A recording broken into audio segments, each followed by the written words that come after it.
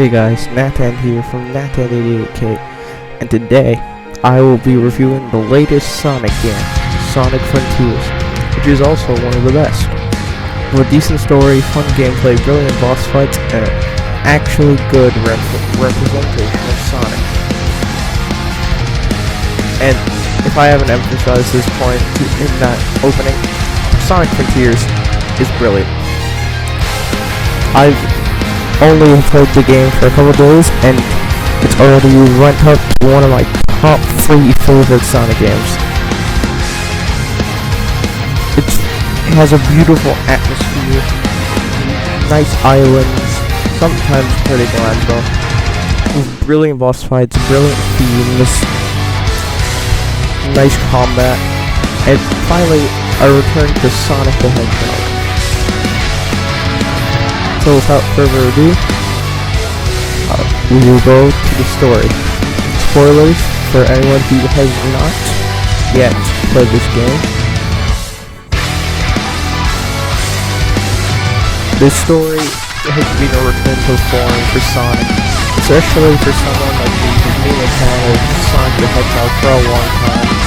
My first game being Sonic Unleashed, and also it being my favorite Sonic game. So, the story.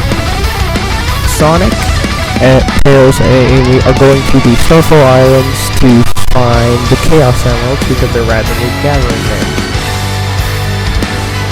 But on their way there, the tornado kind of glitches, and Sonic is left all alone with his friends in glitched forms, along with Knuckles also being a glitched form from his prologue. So, main premise is to defeat the Titans to save his friends, while also finding out some of the mysteries of the Starfall Islands. Like I said, he has to fight the Titans, which of there are 4 Titans, which we'll get to them when we are on the specific islands they show up. On the Starfall Islands, the inhabitants are the Coco. They're small, stone-like creatures, slightly larger than Chao, that you can find anywhere and have connections with the story, because there are many flashbacks you get during the game which show chaos-like beings with Coco within them. And you may be wondering where the glitchy effect is coming from. Well, it's to do with Eggman. Eggman came to kind of explore this place, and he accidentally activated the cyberspace again, which is how Sonic got captured. Well, abandoned on the island as the glitch. We'll call it the glitch for now. Slightly corrupts him while also capturing his friend. Eggman is stuck in what we'll now refer to the glitch as cyberspace, which was built to capture the original, not the original, but the main boss of the game, the main villain. And at first you may think that would be Sage, the ghost girl, the ghost glitch girl. But no, Sage is not the main villain of Sonic Frontiers, even though she's kind of built up to be the main villain thanks to the trails. We will cover the main villain in a second. So, Sage, being a creation of Eggman, it captures Tails, Knuckles, and Amy to kind of get Sonic to leave, because Sonic accidentally releases the End, which is the name of the final boss of the game. One by one, while Sonic frees his friends, he gets slightly corrupted, which is putting him in between cyberspace and reality. So, after saving all the friends and on Island 4, finishing all these story tasks, Sonic gets fully corrupted. But Tails, Knuckles, and Amy are in physical form again, which is then when they kind of disappear to free Sonic. Which is then when Sonic and Eggman team up to find the Chaos Emeralds on the 5th island to fight the Final Titan, which then, defeating Final Titan releases the end, and that's where Sonic and Sage have to team up to defeat the Ants. Sadly, Sonic only fights Super Sonic. This would be a perfect time to brought back Hyper Sonic. But we can't have everything we want. So,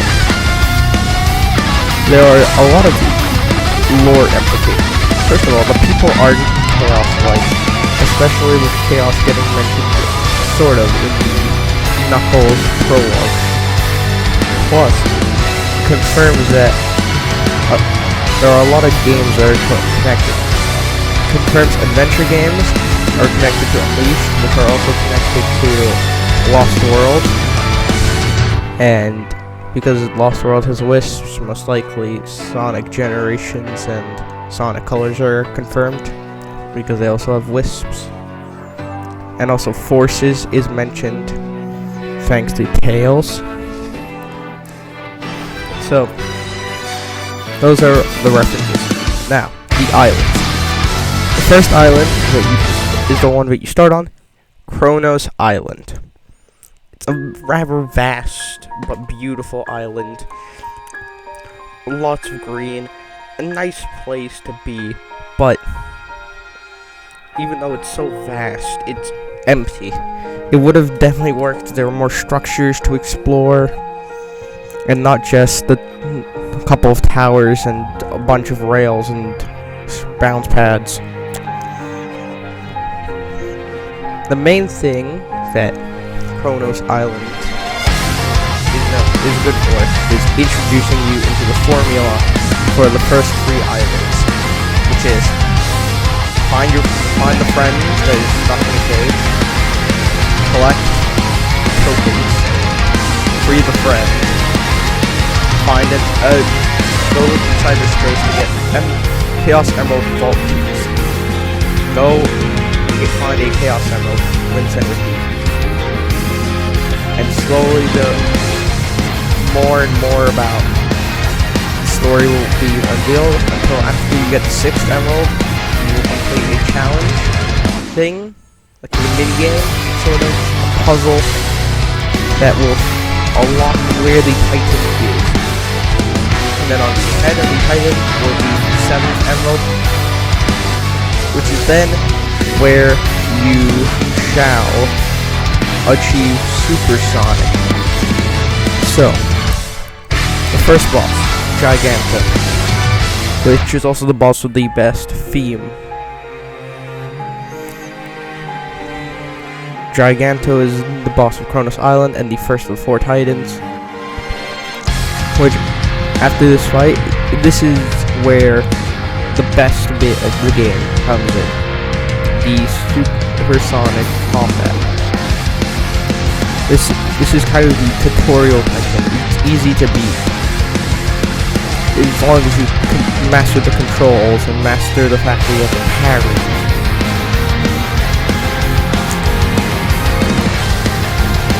Kronos Island also introduces you to how the main way of 100%ing the game, which is finding all the individual little markers between all the islands and accessing the map thanks to a challenge you complete at said markers, along with the kind of evolving island. The island evolves the more you progress into the story, which is quite good, because at the end, you'll have the final island, and you don't replay the game, try 100% it if you didn't go for 100% at the beginning. So,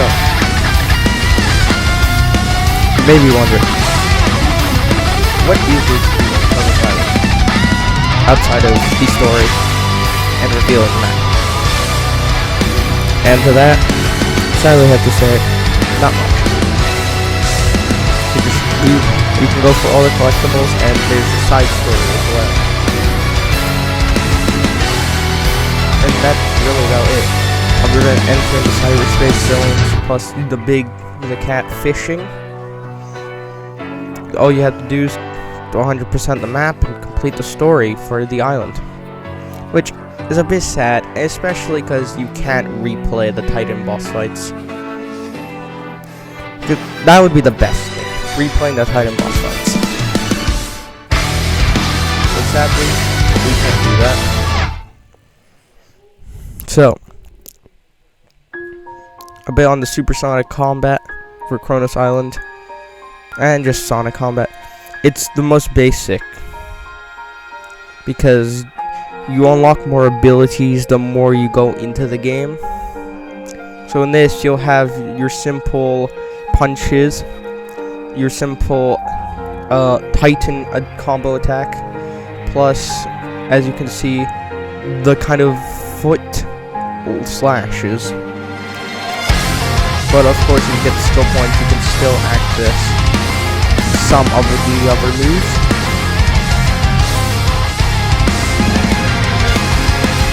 Finding the Chaos Emeralds in Chronos Island is not that hard, especially if you got the digital deluxe of the game. And you can go through the island just super easily because you'll have all these tokens for aiming, which you will progress the story with. And then you also get Chaos Emerald Vault keys, which you can also progress the story with. And you get a flashback, which kind of reveals some about the Chaos and people.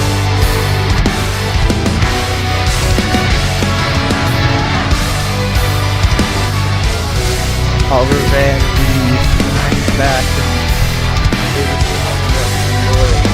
on this island, that's kept for the islands, where the story really gets deep and yet confusing. So at the end, after the Titan boss fight, Sonic flies off to the next island and loses the emerald. Island number 2, Ares Island. It's a desert island with a lot of changes to the form. It's different to Chronos Island. It's kind of polar opposite. While Chronos Island is more beautiful, just on a plain level with slight bounces. For Ares Island, it strikes gold with all these little canyons, caverns to explore. So the mini bosses in Ares Island are far more difficult than the ones on Chronos Island.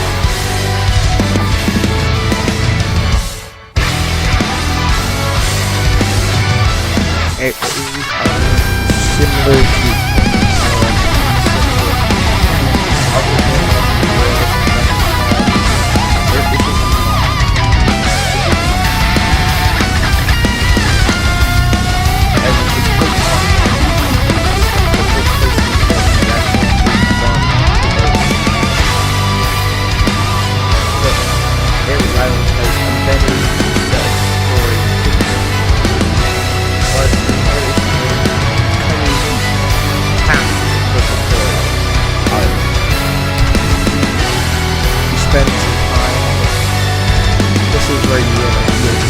abilities.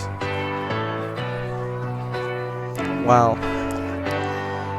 Some other islands, you already have the abilities mastered. Like Chaos Island.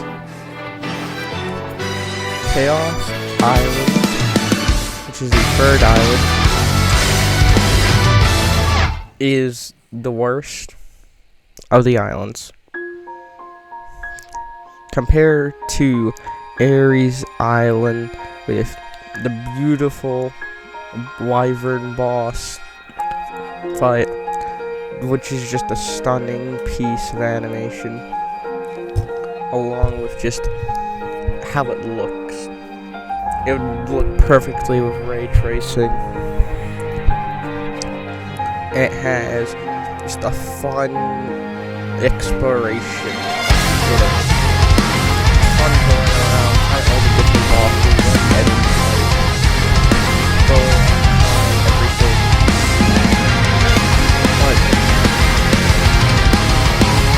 not much being said, let's just say, for I'll get on the Chaos Island a bit later. For story-wise, you save Knuckles in Ares Island. His tokens are a bit harder to get than the Amy tokens. Like, there's a lot more needed for the actual missions compared to the amount needed within the Amy missions. The premise is still the same. Find the tokens, talk to the character, get a bit of lore about the island, go to cyberspace, get full keys, and then go get Chaos Emerald and rinse and repeat. I would have liked if they kind of made the story more unique for each island, but certainly the boss fight is unique, as for the other three titans, they're on the floor. They're characters who walk around, 2 legs, 2 arms. But Wyvern is a dragon that is armed with missiles, lasers, and weird claws, and a brilliant theme. All the boss themes are brilliant, and it's one of the best parts of this game. So, for the Wyvern boss fight, you start off fighting it like you fight one of the mini bosses called Squid, which is by running on the path, dodging projectiles, and getting close to the head. Normally for the Squid one, you want to do what the damage should, but for this, your whole goal is to get to Wyvern's head to get the Chaos Emerald. One thing I forgot to mention about Ares Island, it introduces an enemy type which can steal a Chaos Emerald from you, and then you have to hunt it down and get the Chaos Emerald back, which is a fun way of making an enemy unique. What I've got to say, other than designs for the regular enemies, they bring out a bunch of the unique concepts. So there's like one that goes in the sky and shoots out 4 rows of things you need to homing attack on, but in the rows there's an explosive one. And of course there's the Chaos Emerald stealing one. There's a mini boss called Shark, which is literally just in the ground jumping up as a sand shark. But they don't even rival the Titan bosses. Titan bosses are the best. I had so much fun beating these guys up. As you can see, the Titan bosses kind of have shared the same formula. parry, then getting close, parry again, and attack. Until they get halfway, which is then another stage where they kind of spice things up, more things to dodge, more things to manipulate, to deal damage with. And they all have a fun Titan combo by inputting 2 buttons, which for the Giganto boss, it's kind of like one of the already set abilities of Sonic. For the Wyvern, it's throwing him into mountains. For the next boss, it was launching up into the sky and knocking him down. And I'm pretty sure the final Titan boss is kind of a mixture between all.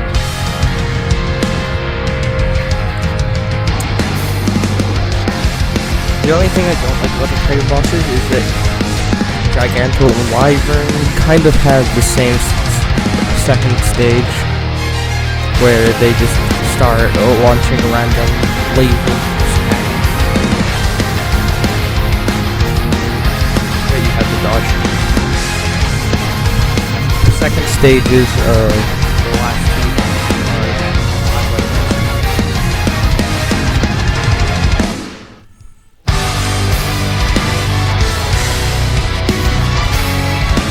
feeling of like these boss fights and just being kind of sort of like your Rising of Vengeance. And you can completely see like the music for the Titan boss fights. It definitely gives off those vibes, especially with the parrying. I'd say the parrying is insanely easy. You just hold down the buttons.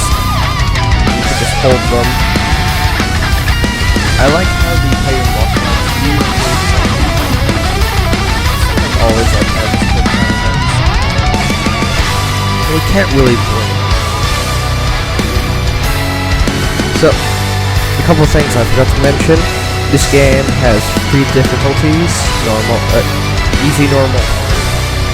With others and just difficulty changing, there's one change, and that is easy and normal have an easier final boss compared to hard.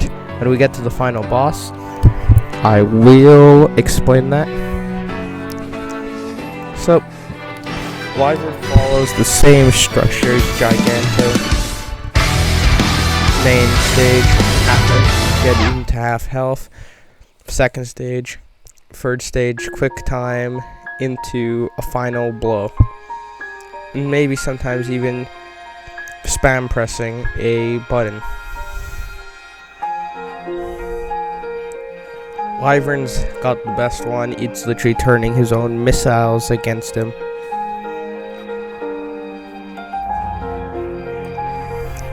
So, Chaos Island. The worst of the first 3 islands is a volcanic landscape. It has an active volcano, and it just doesn't look that nice. Its main problem being that all the islands are separate, and this really is an obvious problem during the story mode, because you're trying to get to one point and another, and you see the marker on another island, and you don't know how to get there, so you have to run around all of the possible directions you could go, just to find some random rails that will eventually get you there. And it's not really that fun, especially when the issues began being that stuff sometimes loads in and when it's right in front of your face. So, are there pros about Chaos Island? its boss is really fun. The idea of an active volcano is fun. And some of the stuff you do with Tails is fun. But that does not mean that the pros and cons equal each other out. The cons are way more visible than the pros. One of the big cons that not even I am saying, everyone's saying, is that there's a lot of parts where this game, well, specifically this island, locks you in a 2D camera angle compared to the regular 3D, and you can't get out of it other than when you finish the section that you're on, which sometimes can be a pain. You can't even exit it until you get to the very end.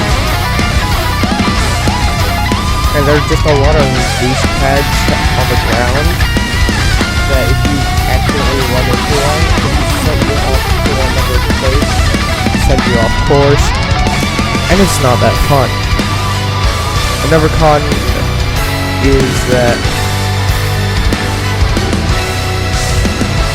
the island doesn't actually have anything on it outside of the story.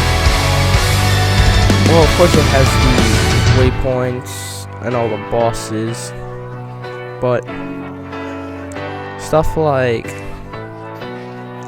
towers to climb and just structures and places to explore, it has none of that. But it does have some minigames in the story that are quite fun, especially the final one, which unveils the boss, which I'll get to that when we talk about the minigames.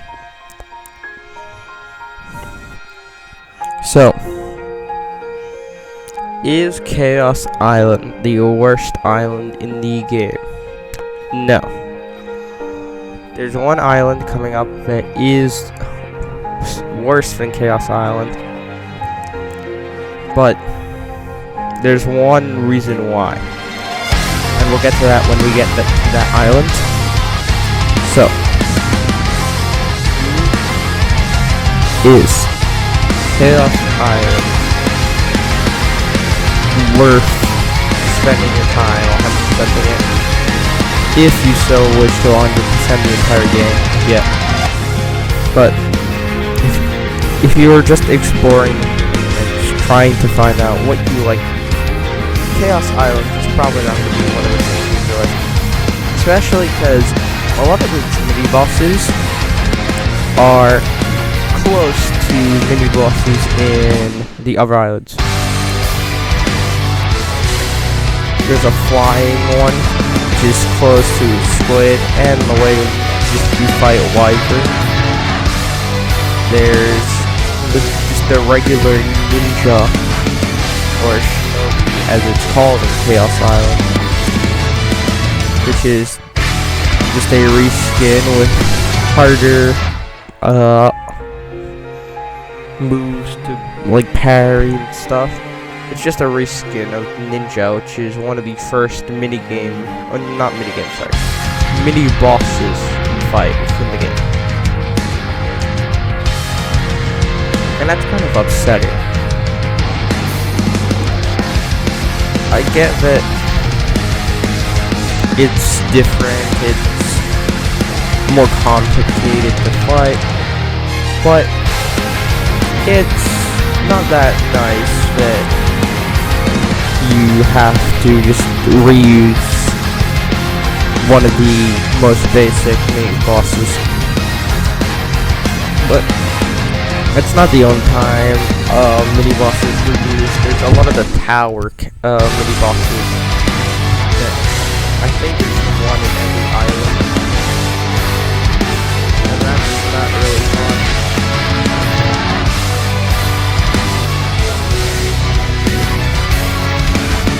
Especially Chaos Island is bad for you not knowing if you've been in that place before or not.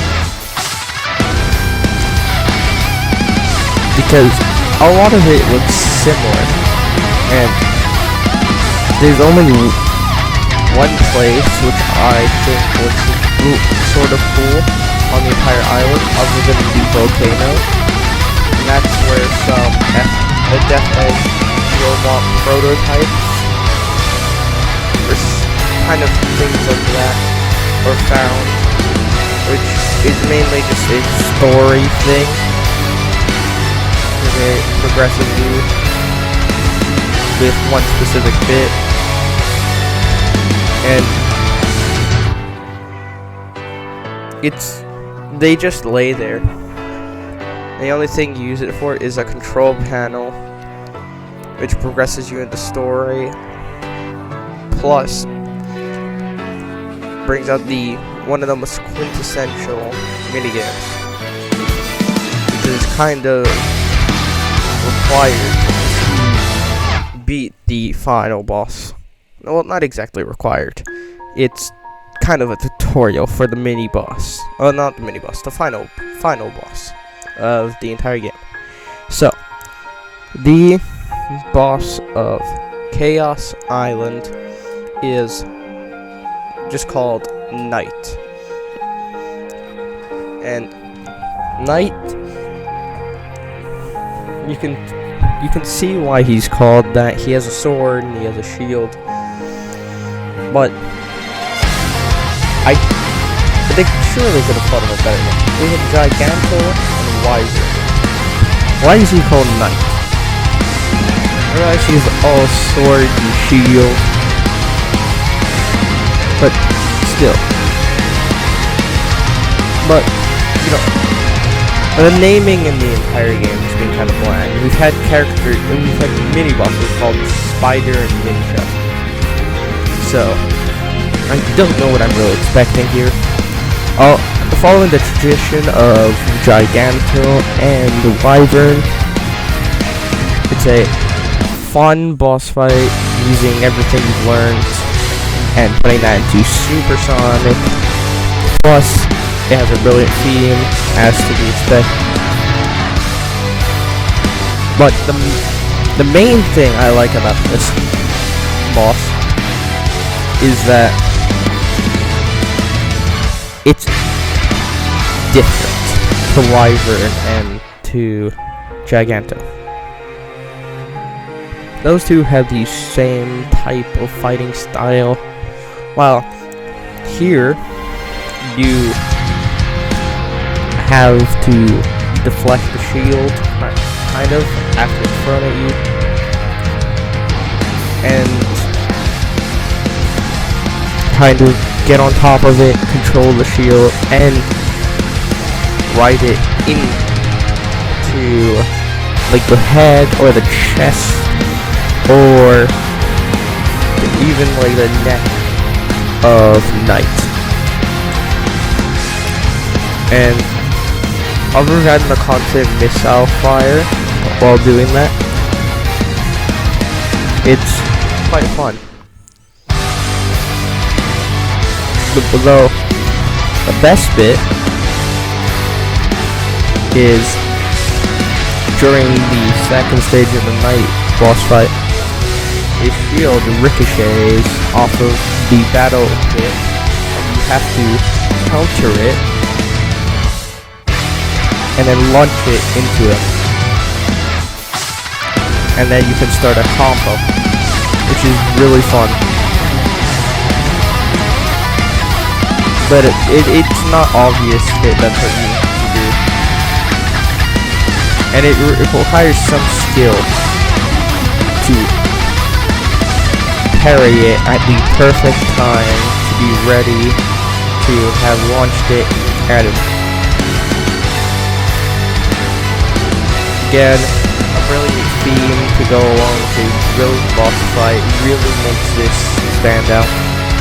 Though there's one problem, of course, the design is kind of bland, which is quite sad, but design has to be bland, but it keeps with an overall theme of a black and gray. But I think the best bit of this fight, I predicted this bit, and that is that Supersonic kind of destroys Knight with his own sword.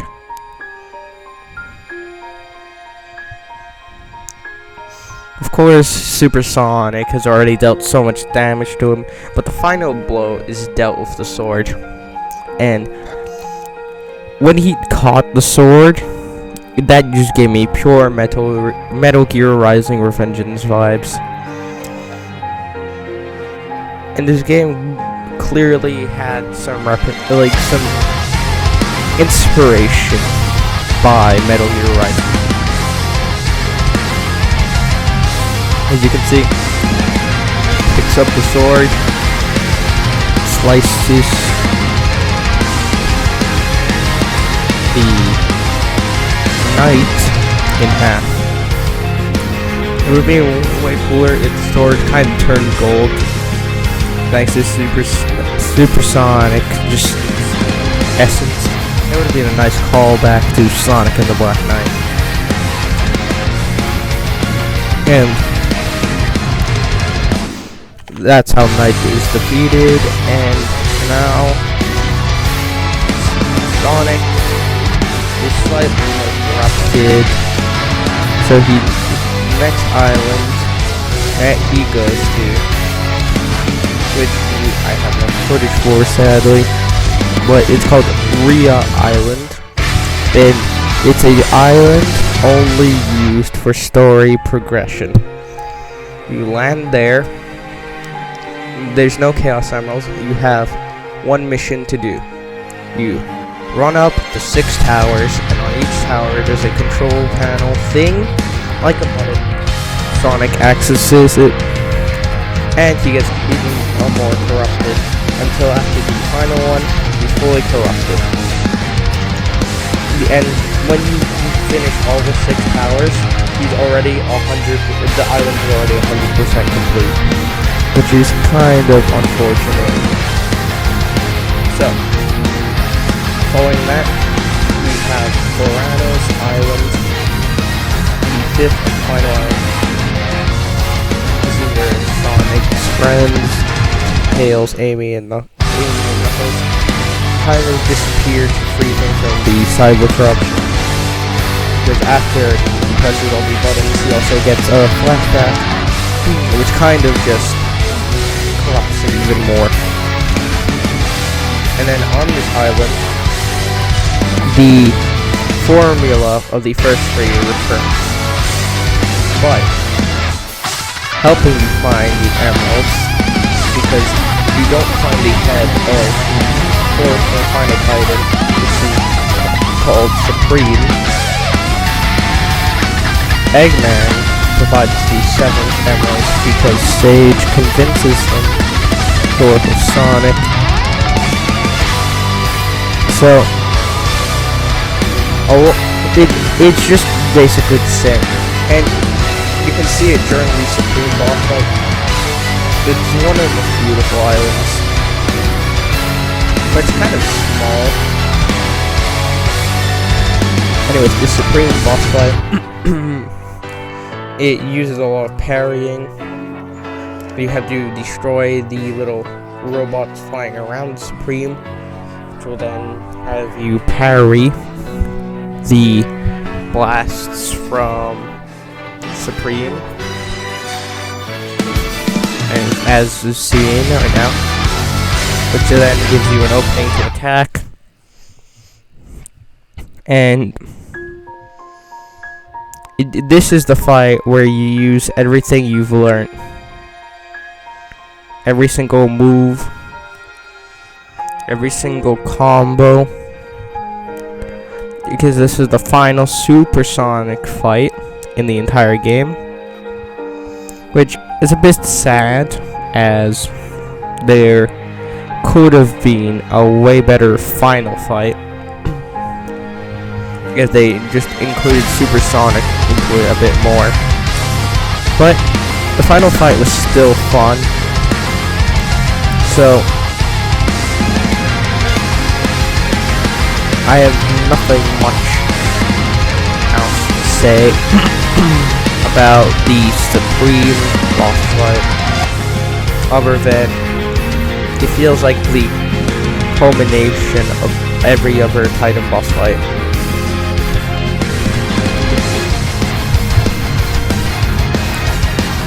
And as it is the final Titan boss fight, it's also the final fight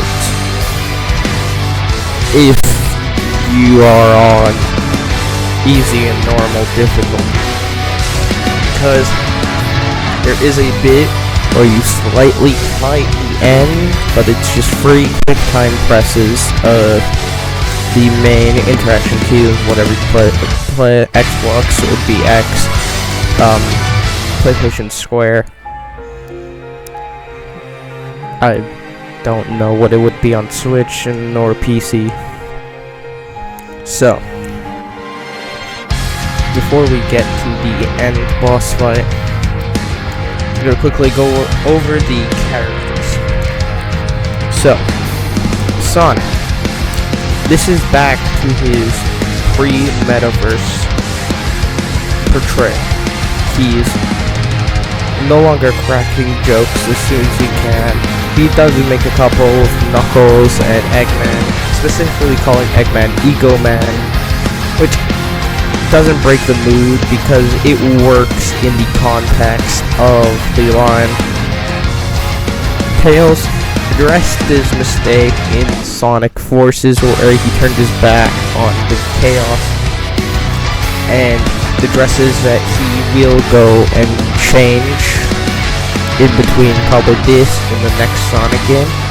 Knuckles is actually a badass again.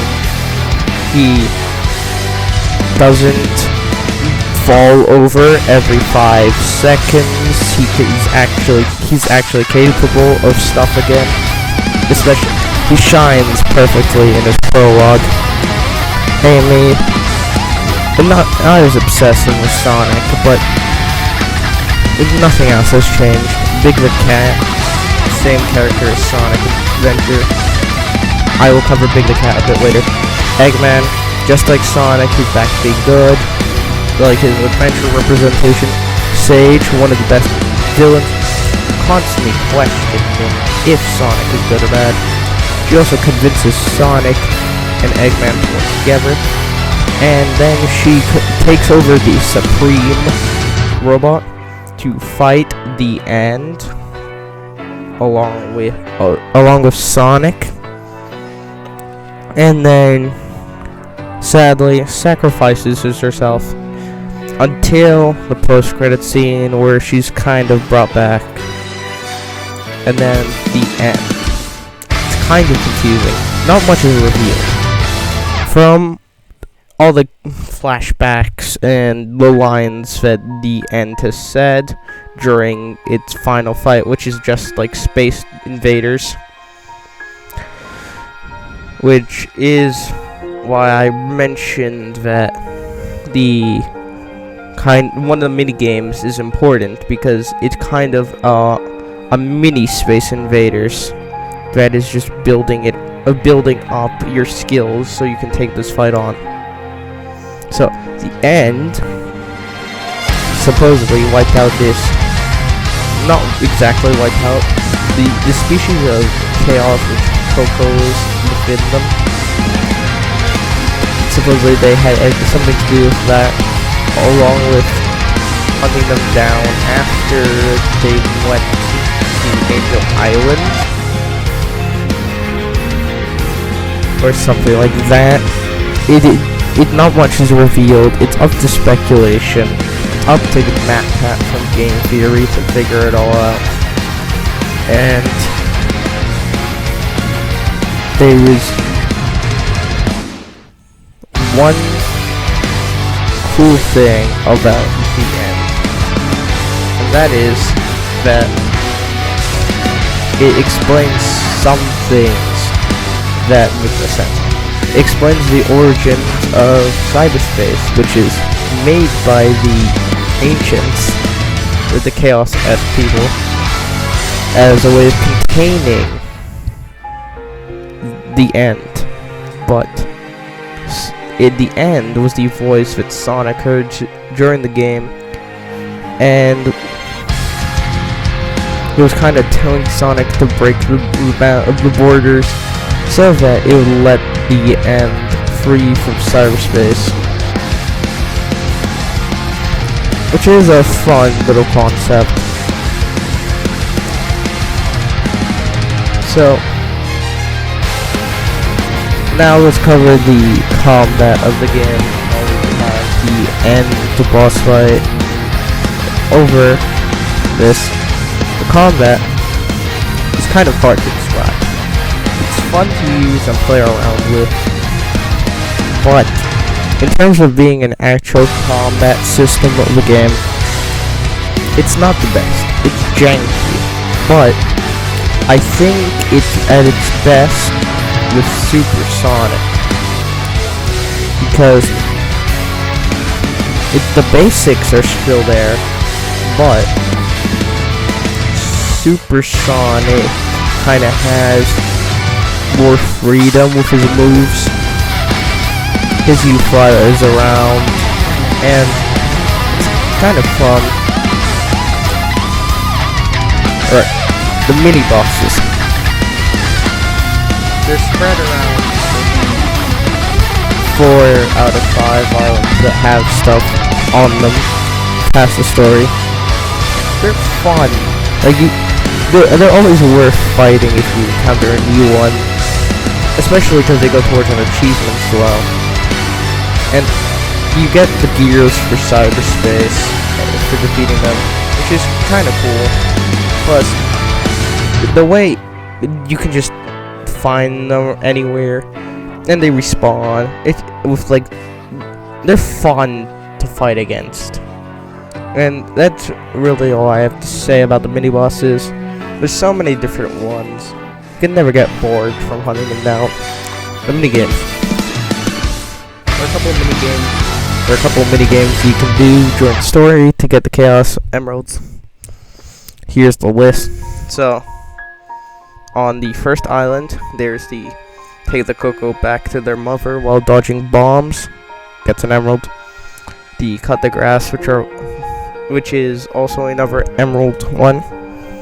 On Ares, there is regroup dodging bombs, which is kind of the same as the first one. And there is take the Coco to the bunker while dodging bombs, which is again kind of like the first one. And then on at the end of that one, there's a towers thing, which ends you with an emerald. And then for the other islands, it's just mainly Space Invaders with a pinball thing to unlock a night in Island 3. And just a couple use the bridge and collect materials. And then it's kind of fun. But there's one minigame which is the best. The Big the Cat fishing minigame. You use tokens, you fish, and then you get fish which give you a different type of token. And then you can trade that token out for some cool items. And also you can get golden tickets from chests you pull out of fishing, which also will give you the trading token. But also the golden tickets can be used to trade for items. The upgrades. There are 2 Coco NPCs which you can find along all the islands. The Hermit Coco, which you trade in your red and blue seeds, the power and defense seeds, to raise your power and speed. And there's the Elder Coco, which if you find Lost Coco around the map, which you find Lost Coco, you give it to him. You can either increase your speed or your ring capacity. Okay, last but not least, we have cyberspace. type of stages are kind of like the regular Sonic stages of the game. Highly replayable. Some flaws, the main one being a lot of them have reused assets from Green Hill, Chemical Plant, and Sky Sanctuary Zone. And they're used in the story to get the Chaos Emerald Vault keys. And they're just fun to have. And they're the mainly replayable bit of the game. So, that was my review of Sonic Frontiers, which has become my third favorite Sonic game, behind Sonic Mania and Sonic Unleashed. If there was one thing I could change about this game, it'd be so that you could replay the Titan boss fights. I hope you guys enjoyed, and I'll see you guys next time.